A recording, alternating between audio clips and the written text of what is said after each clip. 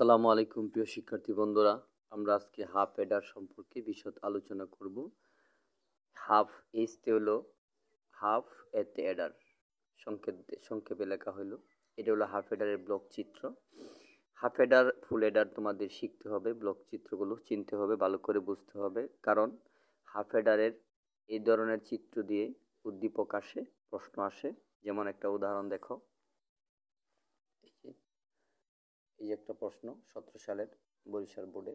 দেখো এই যে প্রশ্নটা আমাদের এটা কত, এই যে 16, এই যে দেখো দুইটা চিত্র, হাফ হেডার এবং ফুল হেডার।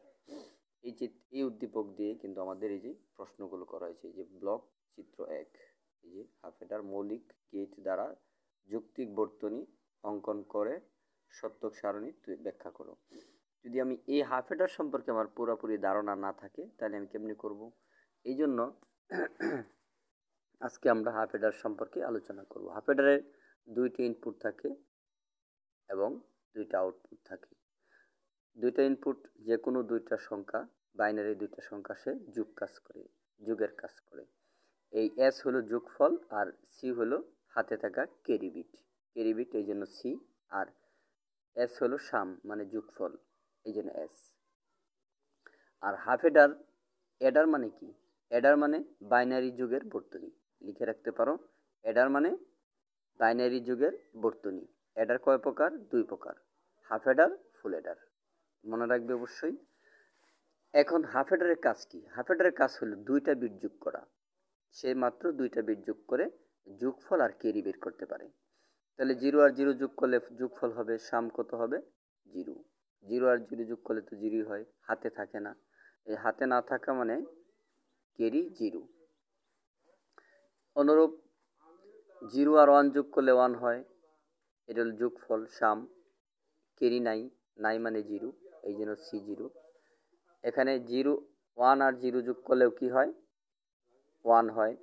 তাহলে সাম যোগফল হলো 1, হাতে না থাকলে 0, ক্যারি 0। 1 আর 1 যোগ করলে 10 হয়। কিভাবে হয় দেখো, 1 আর 1 যোগ করলে তোমার কত? 2 এর বাইনারি হলো 10, 10-এর 0 নামবে, হাতের 1 থাকবে। তাহলে 1 আর 1 যোগ করলে যেহেতু 2 হয়, 2 এর বাইনারি 2 তো আর এখানে লেখা যাবে না, বাইনারিতে তো 2 নাই।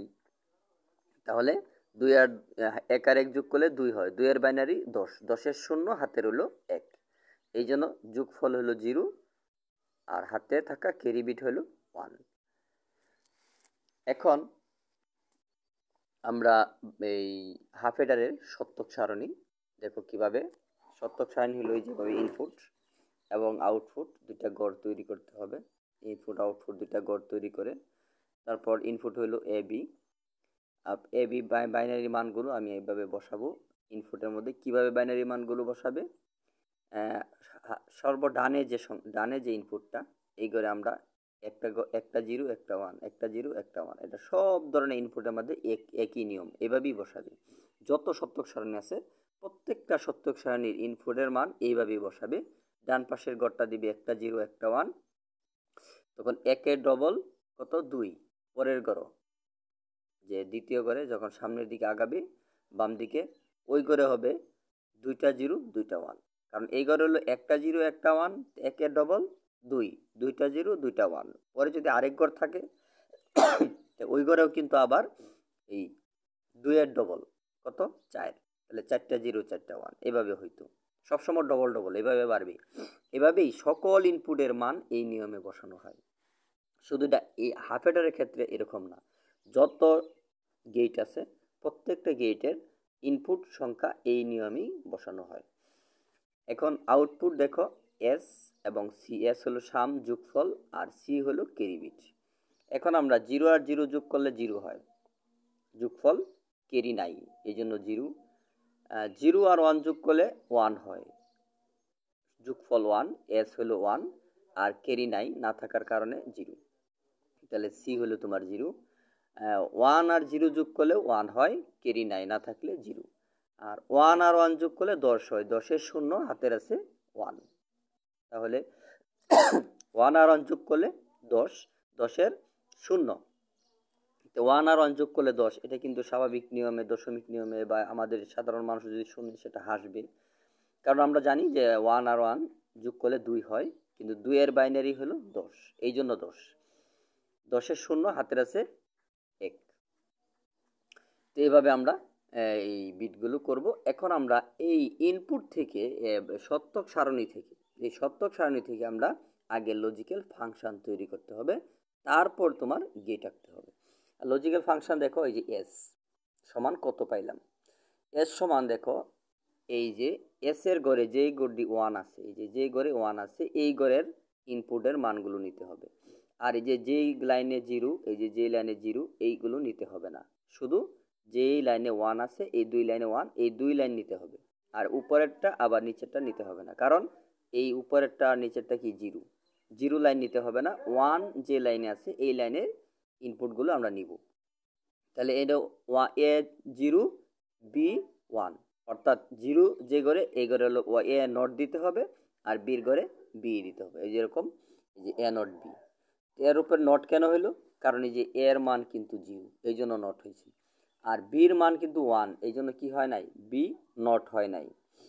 তারপর দেখো পরের লাইন, এই যে এই লাইনে হলো যে এ 1 বি 0, তাহলে এ 1 এ হবে আর বি নট হবে, যে এ বি নট। এ নট হয় নাই কেন, এর ঘরে কি 1 আর বির ঘরে 0, এই জন্য বি নট হয়েছে, যে বি নট। আর মাঝখানে প্লাস কেন হইল, মাঝখানে প্লাস মানে এই দুইটা কি আমাদের যুগ, যুগ কেন, ওয়ারের কাজেই তো যুগ, এই জন্য যুগ। আচ্ছা, এখন দেখো এই যে A not B plus A B not সমান, এটা কি একটা সূত্র, এটা কোন গেটের, এ এক্স অর বি, এটাকে এক্স অর বলে, এ এক্স অর বি। এই যে তাহলে এ এক্স অর গেটের সমীকরণ হয়ে গেছে। আর সি সমান কত পাইলাম দেখো, সি সমান কিন্তু আমরা আগে বলেছি যে আউটপুটের যে লাইনে আমার 1 আছে এই ঘরের মানগুলো ইনপুট নিতে হবে, আর যেগুলোতে কি আছে 0 আছে এইগুলোর মান আমাদের নিতে হবে না। কারণ সির দেখো একাধারে 3টা 0, তাহলে আমরা ওই যে একাধারে উপরে 3 0 ঘর এই ঘর বাদ নিব না, শুধু এই যে লাইনে 1 আছে এই লাইনটা নিতে হবে। তাহলে এই লাইনে A1 B1, তাহলে এ হবে আর বি হবে, এ নটও হবে না বি নট হবে না, কারণ এই ঘরে কি নাই, কোনো ঘরে 0 নাই। যদি 0 থাকতো, যে ঘরে 0 থাকতো সেটাকে আমরা নট দিতাম, যেহেতু 0 নাই তাহলে শুধু আমার এ বি দিতে হবে, এই যে এ বি হয়ে গেল। ঠিক আছে, তাহলে আমরা এই এ বি পাইলাম, সি সমান ক্যারি বিট কত, এ বি পেলাম মাত্র। তাহলে এ বি কি গেট বোঝাচ্ছে, ইনটু গুণ বোঝাচ্ছে, কিন্তু এ বি শুধু এ বি পাইলাম আর কিছু পাইলাম না, তাহলে এ বি এখানে একেবারে থাকার মানে কি, গুণ। তাহলে এ বি হয়ে গেল, সি হয়ে গেল অ্যান্ড গেট, আর এস হয়ে গেল এক্স অর গেট। এখন আমরা এই যে প্রথমে আমরা এই যে এ বি ইনপুট দেওয়া, এই যে এস কে আমরা এক্স অর গেট তৈরি করলাম, আর এই যে সি কে দেখো যে এ আর বি কে টেনে ইনপুট থেকে এনে এই যে আমরা কি করলাম, অ্যান্ড গেট করলাম। কারণ এই যে এস দ্বারা কি গেটকে বোঝাচ্ছে, XOR gate, XOR gate অর্থাৎ এ এক্স অর বি।